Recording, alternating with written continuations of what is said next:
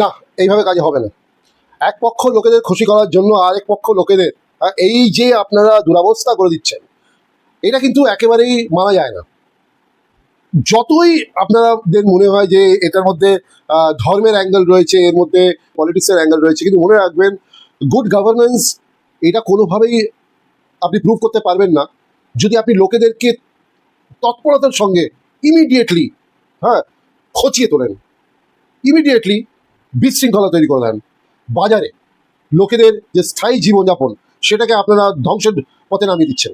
এইভাবে কিন্তু সরকার চলে না, এইভাবে সরকার চলতে পারে না, কোনো সরকারই চলে না।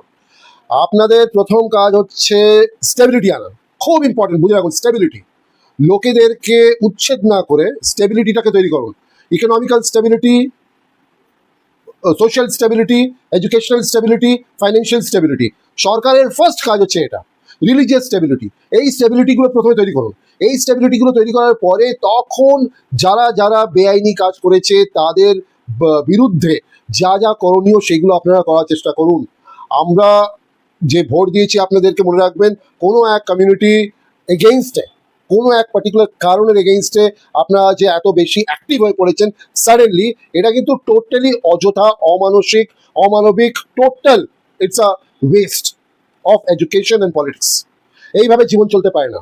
আজ আপনারা মনে করেন আমি পার্টিকুলারলি আমি কারোর পক্ষ নিচ্ছি না, আমি কোনোভাবে পক্ষ নিচ্ছি না, কিন্তু আমি যা চোখে দেখি, যা মনে করি, যা প্রবলেমসগুলো চোখে আসে, অনেক লোকেরা পক্ষপাতী হয়ে থাকেন। আমি দেখি এক বিষয়ে বলবেন, এক বিষয়ে বলবেন না, কিন্তু আমার মতো লোক এখানে পৃথিবীতে প্রচুর আছে যারা অ্যাকচুয়ালি নিউট্রালাইজড কথাবার্তা বলবো। আমি বিরোধিতাও করব, আমি সহমত থাকবো, আপনাদের ফেভারিজম নিয়েও কথা বলবো, কিন্তু এইভাবে যদি আপনারা একেবারে লোকেদেরকে মানে বরবাদ করবার জন্য উঠে পড়ে লেগেছেন, আর আর মানুষজন কিছু আছে, এমন মানুষজন কিছু আছে যাদের মধ্যে মন নেই, শেষ হয়ে গেছে, ধ্বংস হয়ে গেছে। তারা শুধু নেচে বেড়ায়, তারা শুধু আমোদ প্রমোদের মধ্যেই লেগে আছে যে বেশ হয়েছে, মেরে দিয়েছে, বেশ হয়েছে, তাড়িয়ে দিয়েছে, বেশ হয়েছে, এদেরকে উচ্ছেদ করে দিয়েছে, বেশ হয়েছে, বুলডোজার চালিয়ে দিয়েছে, বেশ হয়েছে।